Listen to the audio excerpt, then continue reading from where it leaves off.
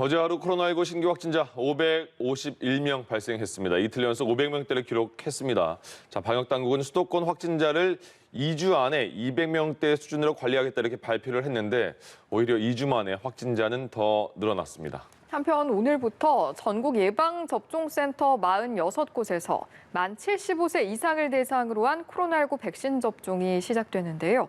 관련 내용들 백순영 가톨릭대의대 명예교수 최영일 시사평론가와 함께 짚어보도록 하겠습니다. 두 분 어서 오십시오. 예.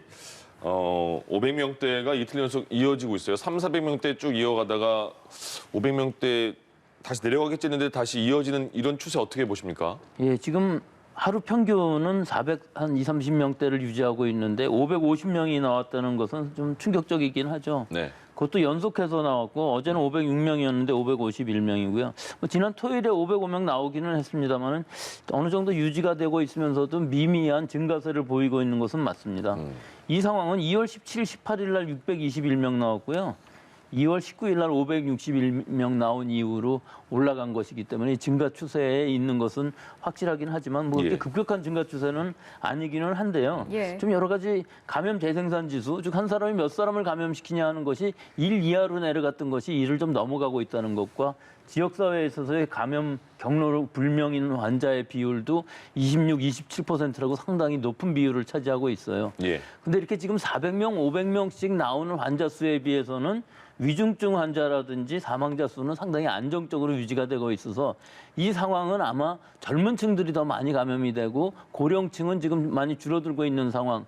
또 우리가 이 의료기관들 중에서도 요양시설이라든지 요양병원, 거기 종사자들, 입소자들의 일단 예방접종을 어느 정도 진행을 했기 때문에 이 부분에서 대규모로 집단 발생이 나오지 않는 것이 아마 이런 좀 안정세를 나타내고 있는 것으로 보이기는 하는데 지금 이 안정세를 나타낸다고 해도 환자 수가 너무나 급격하게 늘어나면 모든 시스템들이 다 망가질 수가 있기 때문에 예방접종도 원활하게 갈 수가 없어요. 그래서 지금 아주 아슬아슬한 순간이고 조금씩 위험해지는 순간으로 가고 있는데 이것을 한 몇 달 정도만 잘 버텨도 즉 400명대 수준이라 하더라도 지금 수준만 잘 지킨다면은 상당히 예방접종도 빨리 갈 수 있을 것으로 보이는데 이 수준이 유지가 되지 않고 더 늘어난다고 그러면 급격한 확산을 막을 수가 없는 상황이죠. 500명이라는 건 굉장히 겁나는 숫자입니다. 네.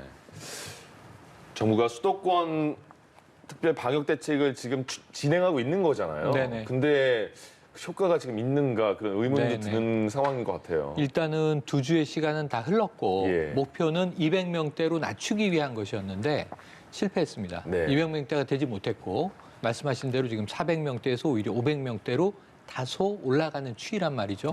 500명은 사실은 적신호입니다. 지난 겨울로 돌아가면 12월에 500명대에서 1000명대로 튀는데 아주 빠르게 올라갔거든요.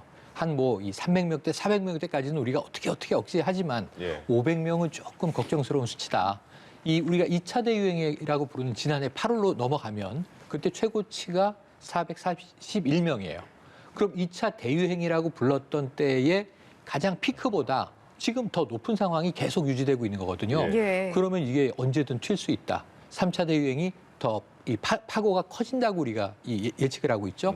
전문가들이 많이 지금 2월, 3월 혹은 3월, 4월 지금 4차 대유행 어느 정도 좀 우려하고 있었는데 그렇게 갈 가능성이 있는 조짐이 뭐냐면 3가지 정도 위험성이 있습니다. 자, 정부의 방역 대책이 잘 적용되지 못했고요. 두 번째로는 봄이 되면서 이동량은 늘고 있습니다. 지금 여의도 봄꽃길 1.7km, 오늘부터 10일간 통제인데 사람들은 다닙니다. 꼭 뭐 그 통제된 지역이 아니면 여의도 공원 일대든 어디든 꽃들은 피니까 다니게 되죠. 자, 이동량 늘고 있고요. 세 번째는 한번 나가보십시오. 자, 외식, 그리고 또 쇼핑, 여행, 해외는 안 되지만 국내 정도 사람들이 굉장히 많이 모여 있다. 공연 관람도 지금 풀려 있고요. 이런 측면에서는 이동량이 많고 우리가 늘 이야기하던 밀접, 밀폐, 밀집 이런 문제들에 대해서는 조금 우려되는 이게 어찌 보면은 이게 피로감이 높아지면서 방역 수칙을 지키는 것에 안일함, 해이함이 있을 수 있고요.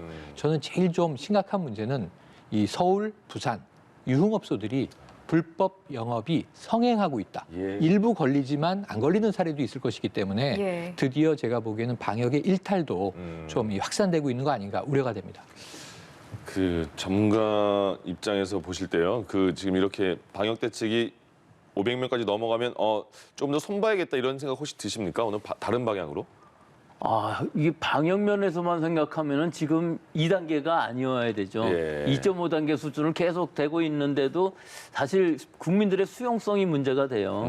지금 올린다고 그래서 과연 얼마나 이 방역 통제 효과가 있을 것이냐 하는 것과 예. 지금 5인 이상 모임 금지도 상당히 긴 시간 가다 보니까 상당히 좀 해이해진 부분들이 분명히 있습니다. 5명 이상이 이렇게 눈에 보이게 모이지는 않지만 뭐 식당 들어갈 때도 전부 나눠서 들어가기 때문에 실제로 이게 지켜지고 있다고 보이기는 어려워서 이 효과도 많이 떨어졌어요. 그렇기 때문에 오히려 이 방역의 통제를 더 강력하게 하는 것보다는 네. 국민들이 더 잘 지킬 수 있게 하면서 좀 더 처벌을 강화하는 지금 있는 방역 수칙만이라도 좀 잘 지킬 수 있는 이 특별 방역 대책이라는 것이 그렇게 해서 한 것인데 예. 사실은 큰 효과는 없습니다. 근데 지금 상황에서 보면 그대로 놔둔다고 그러면 굉장히 많이 늘어날 수 있는 위험성이 너무나 높기 때문에 뭔가는 하기는 해야 되겠죠. 지금 네. 2주가 더 지나면서 과연 이것이 500명 수준에서라도 유지가 될 것이냐. 이 정도만 해도 유지가 된다면 우리의 역학조사 능력이라든지 의료체제가 받쳐주고 있기 때문에 어느 정도 가능하긴 한데 이것이 1,000명, 2,000명 가기 시작하면 우리 여러 가지가 다 깨져버리기 때문에 뭔가 대책을 만들어야 되는데 예. 오히려 지금 상황을 보면 환자 수가 좀 늘어난다는 것을 감수하더라도 좀 더 잘 지키면서 억제할 수 있는 방향 이 더 중요할 것 같아요. 즉 대규모 확산이 안 일어나게끔 하는 것이 중요하지 지금 500명이 무서운 건 아닙니다. 이것이 1,000명, 2,000명이 됐을 때가 무서운 것이기 때문에 예. 이런 다른 좀 방역 이 목표를 좀 다르게 해야 되지 않을까. 즉 지난번에 새로 만든 그 방역 수칙이라는 거리두기 단계에는 좀 너무 완화한 부분들이 있어갖고서요. 그 부분을 좀 더 보충을 해갖고 이번 2주가 지나면서는 새로운 방역 수칙을 좀 도입을 해보는 것이 좋지 않을까. 지금 수칙만으로는 이게 너무 여러 번 뜯어 고쳐서 이게 뭐 어떻게 된 것인지도 아직 모르겠고 2단계라는 것도 지금 2단계 해서는 안 될 상황인 것으로 보이고 여러 예. 가지로 봤을 때에는 좀 아주 획기적인 새로운 대책이 필요한 시기가 아닌가 그렇게 생각합니다. 예. 그런데 그것을 구성한다고 했을 때 최근 들어서 비수도권의 확진자 비중이 또 급속하게 늘고 있는 상황이잖아요. 여기에 있어서는 보완을 한다고 했을 때 어떤 내용들을 좀 포함시킬 수 있을까요? 이게 보완이라기보다는 지금 비수도권인 경우에는 1.5단계이고 유흥업소도 아까 말씀하신 것처럼 뭐 부산이나 뭐 대전이나 이런데 유흥업소들에부터 시작한 이 N차 감염은 사실은 역학조사도 굉장히 어렵고 지역사회에 퍼진 지도 상당히 오래돼서 실제로 통제하기는 어렵고 자발적인 진단검사를 받아야 되는 상황이거든요. 그런데 봄이 되면서 지금 여러 가지를 말씀하신 듯이 우리 지역사회에 있어서는 굉장히 지금 자유스러운 분위기예요. 물론 마스크는 다 쓰고 다니지만 예. 식당에 들어갈 때 QR코드는 다 쓰지만 여러 가지 상황들을 보면 행동에 별로 제한이 없는 상황이기 때문에 지금 앞으로 몇 달간은 아무리 비수도권이라고 그래도 어느 정도 좀 통제가 있어야 되고 지금 있는 방역 수단이라도 잘 지키는 것을 우리 국민들이 자발적으로 하는 것보다도 어떤 좀 역할을 줘야 되는데 그런 어떤 너무 오래되다 보니까 자극이 너무 오래 오다 보니까 이 자극에 대해서 지금은 다 해이해져 버린 상황이기 때문에 예. 이것을 한 번 더 다시 다잡아야 될 어떤 좀 계기가 필요한 시기라고 봅니다. 그래서 지금 새로운 거리 단계를 하면서 지금 서울 수도권하고 비수도권을 나누는 것도 좀 문제가 있는 것으로 보여요. 음주하고 싶은 사람들 10시 이후에 차 타고 다른 도시에 가서 음주하고 돌아오는 사람들이 굉장히 많다고 하니까 이런 부분들이 이게 풍선 효과거든요. 예. 그러니까 이 지금 상황에서 보면은 서울 수도권과 물론 비수도권 좀 다르기는 하지만 환자 수나 이런 것들이 비수도권이 굉장히 많이 늘어나게 되면 걷잡을 수 없이 되니까 네. 전체적으로 좀 통합적인 새로운 관리 체제가 필요한 시기라고 보이고요. 예. 비수도권은 지금 특히 문제라고 봅니다. 특히 경남이나 부산 지역, 뭐 진주 이런 데에서 나오는 그 환자들 그 변이주가 과연 얼마나 있는 것인가 우리가 보는 거하고 또 실제 숨어 있는 빨리 확산되는 이 변이주의 양상은 어느 정도 될지 알 수가 없기 때문에 그래서 집단 발생이 일어났을 때에는 변이주인지 아닌지부터 먼저 확인을 해야 될 필요가 있을 것으로 보이고요. 이것이 전국적으로 확산되지 않게 빨리 막는 것이 중요합니다. 지금 변이주는 분명히 우리 지역사회에서 돌고는 있어요. 예. 얼마나 빨리 퍼지느냐 늦게 퍼지냐의 뿐이기 때문에 이 부분을 굉장히 많이 모니터링을 해야 되는데 지금 아마 몇 퍼센트 정도 하고 있지는 모릅니다만 일단은 대규모가 아니라도 수십 명 나왔을 때는 한번 변이 중인가 아닌가를 검토를 해봐야 될 시기라고 봅니다. 예. 예. 이런 상황에서 정부가 오늘부터 코로나19 관련 재난문자 송출을 줄이겠다라고 네네. 하는데 이건 어떤 내용입니까? 그러니까 사실은 매일 굉장히 많이 날아오죠. 맞아요. 그리고 이게 소리도 크고 진동도 있고 다른 일반 저에게 개인적으로는 메시지보다 훨씬 강하게 와요. 네. 그런데 문제는 이것을 어느 순간부터 우리는 보지 않아요. 맞습니다. 그냥 다 꺼버리죠. 또 왔구나, 또 왔구나, 또 왔구나. 근데 잠깐 제목을 보면 제가 동작구에 거주한다. 그럼 동작구에서 계속 날아오고 네. 제가 마포 쪽에서 일을 하면은 인근 또 지자체에서 날아옵니다. 네. 위치 추적이 되는 거죠. 그러니까 굉장히 많이 날아오는데 안 보면 백약이 무효한 정보인 거예요. 제가 관심 두고 보지 않으면. 근데 우리 시민 대부분이 이 재난 문자 정보에 상당히 둔감해져 있다. 아까 말씀하신 대로 자극이 매일 너무 많다 보니까 네. 1년 동안 받다 보니까 이제 내가 필요하면 찾아보지 꺼버리는 상황이에요. 그래서 이게 지금 일종의 이제 공해가 되고 있는 상황이다. 행안부가 지금 건의를 한 상황입니다. 재난 문자 송출을 최대한 제한을 하겠다. 지자체에서 일정 기간 동안 여러 개가 날아가면 이걸 우리가 흔히 문자 폭탄 이렇게 부르는데 네. 이것은 안 하게 하고 지금 현재 이제 날아오고 있는 이 확진자 발생, 동선 정보 그리고 여기다가 이제 이 재난 문자 이 삐삐삐 하고 날아오는데 네. 이런 것들은 일단은 좀 자제하도록 하자라는 권고를 했고 예. 그렇다면 저는 이 대안은 뭐냐 이거예요. 네. 지금 우리가 언론을 통해서 매일 지난 하루에 24시간 0시 기준 확진자, 추가 확진자는 발표를 하면서 그걸 하나의 지표로 삼고 있는데 예. 그것 외에도 사실은 위험한 지역이 있을 수가 있고 네. 집단 감염이 발생한 경우가 있을 수도 있고 지금 내가 출근하고 있는데 그 위치에서 집단 감염이 나왔을 수 있거든요. 밤사이에. 그러면 이런 부분들을 어떻게 전달하는 게 가장 효과적인지는 예. 별도로 좀 확인할 필요가 있대.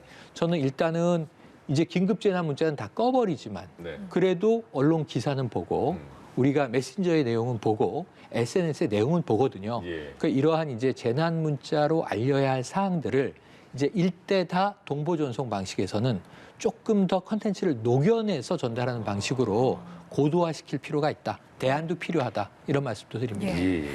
또 서울시에서 지난 4개월간 야간 통행량을 줄이기 위해서 감축 운행을 했었는데 맞습니다. 오늘부터 이것도 다시 정상화가 된다고요? 네, 정상화입니다. 우선 이제 버스를 정상화하는데요. 이 10시 이후 감축 운행을 했으나 문제는 지하철로 몰려요, 사람들이. 지하철 사용량이 10시 이후 30%대에서 70%대로 올라서 자, 이제 일찍 좀 집에 들어가서 영업도 10시엔 다 끝나니까 그 다음은 이제 집에 계십시오. 집콕하십시오라는 이 시그널이었는데 예. 지금 A라는 교통수단을 통제하니까 B에 밀집하게 되는 상황이 돼버린 예. 거예요. 그럼 이게 분산 효과가 떨어지고 오히려 이 쏠림 현상이 생겨버리니까 아, 이건 분산을 다시 하기 위해서는 예. 버스를 운행 정상화하는 방식, 지하철도 사실은 감축했었습니다. 근데 감축하면 이 간격이 배차 간격이 늘어나니까 집중도는 높아지죠. 예. 그래서 이것을 좀 더 분산 완화하기 위해서 버스, 지하철 모두 정상화 과정으로 돌아갑니다. 임시 선별 검사소 운영을 하면서 많은 시민들이 편리하게 일대 검사를 받게 됐잖아요. 그 효과는 어떤 정도로 느껴지세요? 예, 이거는 대단한 효과가 있었다고 보죠. 네. 우리가 3차 유행이 1,000명이 넘어갈 때 1,200명이 넘어가기 이전에 12월 14일부터 시작을 했거든요. 그러니까 3차 유행을 우리가 잘 수습할 수 있었던 것이 일단 두 가지라고 봐요. 5인 이상 모임 금지한 거 하나하고 임시 선별 검사소를 일단 서울 수도권에 만들었다는 것. 예. 상당히 많은 수를 만들었습니다. 자기가 증상이 없다 하더라도 좀 느낌이 이상하다든가 혹은 누구랑 접촉했을 가능성이 있었다든가 좀 많이 사람들이 모이는데 갔었다든가 그런데 거기 마스크 안 쓴 사람들이 좀 있었다든가 네. 이럴 때 가서 익명으로 무료로 진단검사를 받을 수 있다는 것은 굉장히 크죠. 지금까지의 선별검사소는 그렇게 해서 받을 수가 없었거든요. 예. 의사 선생님한테 다 진단을 받고 거기 가야 된다는 허락을 받고 또 이 여러 가지 수속을 하다 보면 그냥 안 가고 말게 되는 네. 상황이 분명히 있었기 예. 때문에 자기가 아무 때나 갈 수 있다는 것은 굉장히 큰 상황이었고요.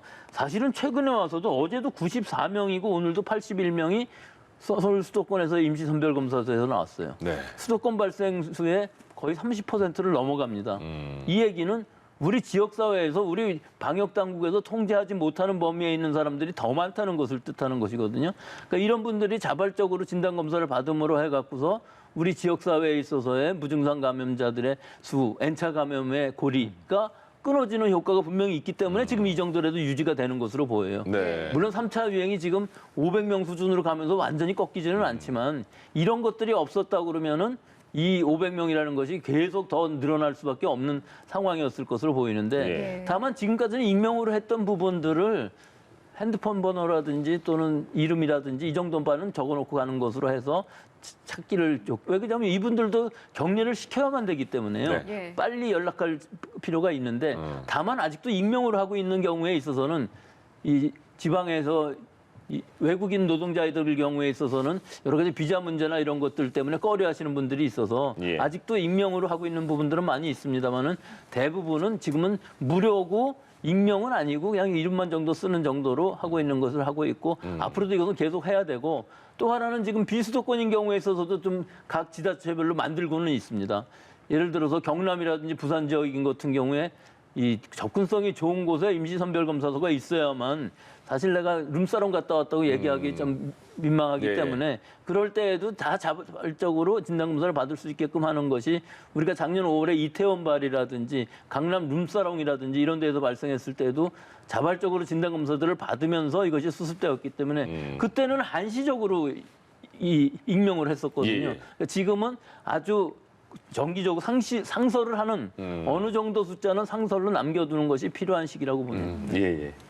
그리고 또 지역사회에서 발생하는 감염 사례들을 보면 N차 감염 사례들 많이 볼 수가 있어서요. 저희가 항상 뭐 자주 이야기를 하지만 이 N차 감염의 고리를 끊어낼 수 있는 방법, 역학조사 이외에는 없겠습니까? 근데 역학조사에서도 제일 중요한 게 접촉자를 얼마나 빨리 찾아내는 것이 중요한 것이죠. 예. 즉 한 1,000명 이상 넘어가게 되면은 빨리 찾아내지를 못합니다. 며칠 지나고 나면은 N차 감염이 넓게 퍼지는 것이죠. 그렇기 때문에 확진자가 나왔을 때 그 확진자의 접촉자를 미리 격리를 시키는 다음에 거기에 또 중요한 것이 있습니다.